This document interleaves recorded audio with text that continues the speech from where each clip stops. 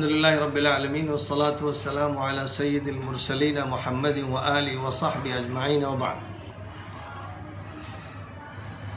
तमाम मुसलमानों को और गैर मुस्लिमों को मुखातब करते हुए मैं ये बात कहना चाहता हूँ कि बाबरी मस्जिद और राम मंदिर का जो इशू इस वक्त ज़ेर बहस है और जिसका मुकदमा 25 साल से चल रहा है, आज तक उसका फैसला नहीं हो सका है। हम लोगों की ये कोशिश थी कि किसी मुसालहती फार्मूले को सामने रखा जाए और कोई समझौता इख्तियार किया जाए।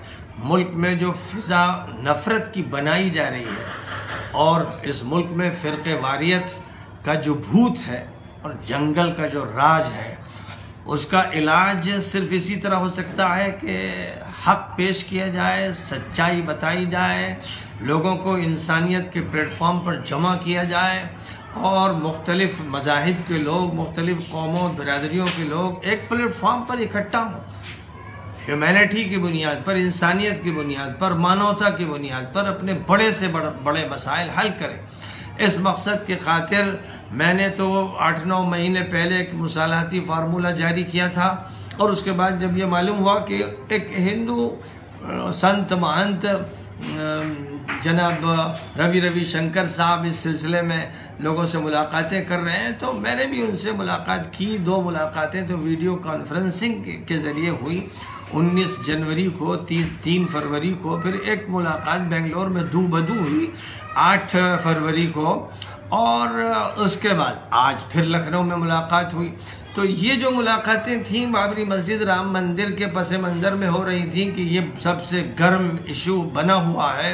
25 साल गुजर चुके हैं, हज़ारों लोग शहीद किए जा चुके हैं, मस्जिद को तोड़ा गया है और इसके पीछे बड़ा जुल्म है, बड़ा पाप हुआ है।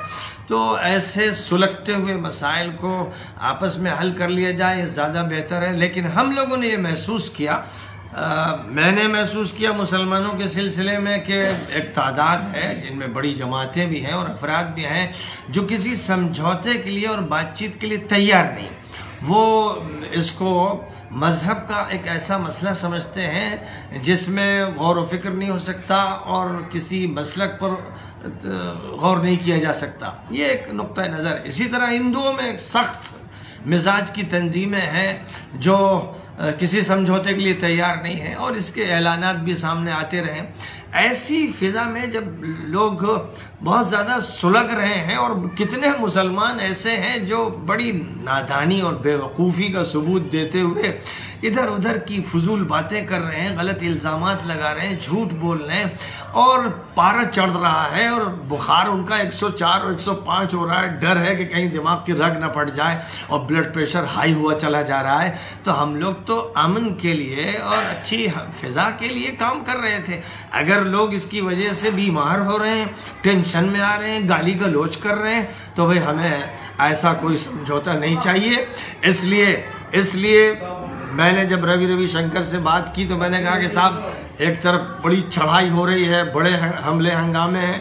उन्होंने कहा कि साहब हमारे खिलाफ भी बहुत सी बातें हो रही और सबसे बड़ा मसला ये कि जो फरीक हैं, इधर के फरीक उधर के फरीक, वो जब समझौते पर मुत्तफिक नहीं हैं तो जाहिर है कि एक प्लेटफॉर्म पर लाया नहीं जा सकता है। और ये कहना कि सुप्रीम कोर्ट के फैसले का इंतज़ार हम करना चाहते हैं, तो हमने 5-6 दिन पहले एक बयान दिया था, लिखा हुआ भी और ज़बानी भी, कि हम भी अदालत का इंतज़ार करते हैं तो झगड़ा तो ख़त्म ही हो गया था। लेकिन मज़ीद मैं चाहता हूँ कि वजाहत कर दूँ कि अदालत का इंतज़ार हम भी कर रहे हैं। लिहाजा जो लोग इससे हट कर बातें कर रहे हैं, हिंदी अखबार या उर्दू अखबार में जो मज़ामीन दे रहे हैं और जो बहुत ही निचली सतह पे आकर गाली गलौज कर रहे हैं, उनसे अल्लाह निपटेगा। मैं उनसे कोई इंतकाम लेना नहीं चाहता हूँ, लेकिन मैं उनको ज़रूर डरा देना चाहता हूँ कि वो अल्लाह की पकड़ से बचेंगे नहीं। वो झूठ बोल कर और जालसाजी करके और गलत बयानियाँ करके अगर ये समझते हैं कि वो सियासत में बाजी ले जाएंगे, जीत जाएंगे, तो उन्हें हारना है और नुकसान उठाना है। हमारा जहाँ तक ताल्लुक़ है, हज़रत मौलाना सैयद मोहम्मद अरशद मदनी और हज़रत मौलाना सैयद मोहम्मद राबे हसनी दामत बरकातुहुम हमारे बुज़ुर्ग हैं। इनसे हमारे बहुत ही गहरे ताल्लुकात हैं, और मैं जब उनको परेशान देख रहा हूँ और ये चाहता हूँ कि वो इस परेशानी से निकले, तो इसलिए मैं ये चाहता हूँ कि फिर मज़ीद इसको मुकर्रर से कर्रर जिक्र करूँ कि अदालत ही के फैसले का इंतज़ार होगा, बाहर से किसी जल्दबाजी में फैसला नहीं किया जाएगा, और जब फरीक ही नहीं मुत्तफिक होंगे तो फैसला क्या होगा। इसलिए जब मुसलमानों की अक्सरियत और हिंदुओं की अक्सरियत टेंशन में है और किसी समझौते के लिए तैयार नहीं है, तो बाबरी मस्जिद, राम मंदिर का इशू हम लोग अपने एजेंडे से खारिज करते हैं। और हमारी जो गुफ्तगू होगी, हमारा जो बोर्ड बन रहा है, ह्यूमैनिटी वेलफेयर बोर्ड, फलाह इंसानियत बोर्ड, ये बैनुल मज़ाहिब बोर्ड है। इस बोर्ड का ना पर्सनल लॉ से कोई लेना देना है, ना किसी और तंजीम से। इस मुल्क में 1947 से कोई ऐसी तंजीम नहीं बनाई गई जिस तंजीम में तमाम मज़ाहिब के लोग सर जोड़ कर बैठे हैं, और जितने भी मसले हों, छोटे हों बड़े हों, सियासत के हों मिल्लत के हों, उन सब पर आपस में गौर हो, भाईचारे के माहौल को कायम रखने के लिए, अमन की फिजा को कायम रखने के लिए ये एक जद्दोजहद है जो जारी रहेगी, और इसी मकसद की खातिर एक बोर्ड बनाया जा रहा है। और जहाँ तक पर्सनल लॉ बोर्ड का ताल्लुक है, उनसे तो मेरा यह कहना है कि आपकी सफ़ों की तत्हीर होनी चाहिए, और आप मासूम नहीं हैं। आपने जिन लोगों से राब्ते बना रखे हैं वो न मुसलमानों में मकबूल हैं न गैर मुस्लिमों में मकबूल हैं।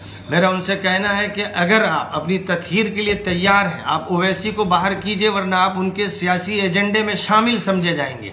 आप उनके सियासी मरकज़ में प्रोग्राम कर रहे हैं, और वो जिस अंदाज से गुफ्तगू करते हैं, उनका जो तारुफ है वो अच्छा तारुफ नहीं है। हर जगह के मुसलमान परेशान हैं कि वो वहां जाकर वोट बांट देते हैं। ये उनका तारुफ बिहार में, ये उनका तारुफ यूपी में, ये उनका तारुफ कर्नाटक में। कर्नाटक के सारे मुसलमान परेशान हैं कि वो आकर अब हम लोगों को नुकसान पहुंचाएंगे, ये उनका तारुफ है। इसलिए मुझे बोर्ड से ये कहना है कि आप ओवैसी साहब को, कमाल फारूकी को, कासिम रसूल इलियास को, यूसुफ मछाला को, जिनका अकीदा रिसालत और नबूवत काबिल कबूल नहीं है, जो भी उनके यहाँ नुक्ता नज़र हैं वो इस्लाम में काबिल कबूल नहीं है, इसलिए इन लोगों को अगर अलग किया जाए तो मैं बोर्ड में वापस आ सकता हूँ। और बोर्ड को इसकी ज़रूरत नहीं ना, मुझे इसकी ज़रूरत है, लेकिन बहरहाल मेरा मुतालबा है कि इन लोगों को अलहदा किया जाए, तत्हीर बोर्ड की जाए, और बोर्ड में जो कमियाँ हैं उनको दूर किया जाए, और अदालत पर जो बजट खर्च हो रहा है उसको कंट्रोल किया जाए।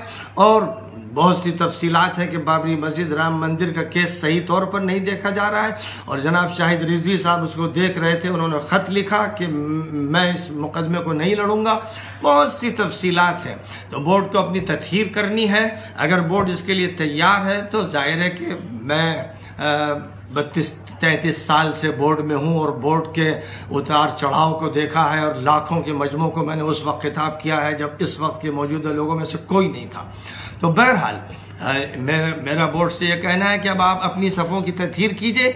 मैंने तो आपके हक़ में ऐलान कर दिया, यानी मौलाना अरशद मदनी और मौलाना सैयद मोहम्मद राबी हसनी, जो हमारे बड़े हैं, बुज़ुर्ग हैं, हमारे गोया पीरो मुर्शिद हैं, मैं इनका ख्याल रखते हुए कि इनको परेशानी ना हो, यह ऐलान करता हूँ कि अब अदालत का इंतज़ार होगा, नंबर 1। नंबर 2, हमारे एजेंडे से बाबरी मस्जिद, राम मंदिर का इशू खारिज, दीगर जो मसाइल हैं हिंदू मुस्लिम सिख ईसाई भाईचारे के, वो हमारा काम होता रहेगा, वो हमारा मिशन है, वो हमारे दीन का तकाजा है। कुरान और हदीस यही कहते हैं। इसलिए हमें अंबियाई इस मिशन पे कायम रहना है, और सबके सामने इस्लाम का सही तारुफ पेश करना है, और पूरी इंसानियत को जोड़ने की मुहिम लेकर चलना है, जिसके लिए 8 मार्च को हमारी एक प्रेस कॉन्फ्रेंस बोर्ड के सिलसिले में होगी, जो इंसानियत के मकसद की खातिर कायम किया गया है। उस नहज पर काम होगा, जिसमें मेंबर होंगे हमारे हिंदू भी, सिख भी, ईसाई भी, बुद्ध भी, जैनी भी। ऐसा कोई बोर्ड अब तक हिंदुस्तान में नहीं कायम किया गया, और यह हिल्फुल फजूल की तर्जुमानी है जो नबी पाक अलैहिस्सलातु वस्सलाम की एक सुन्नत है, इसको फिर से जिंदा करने की ज़रूरत है। इसलिए तमाम मुसलमानों से कहता हूँ कि अपनी बेचैनी ख़त्म कीजिए।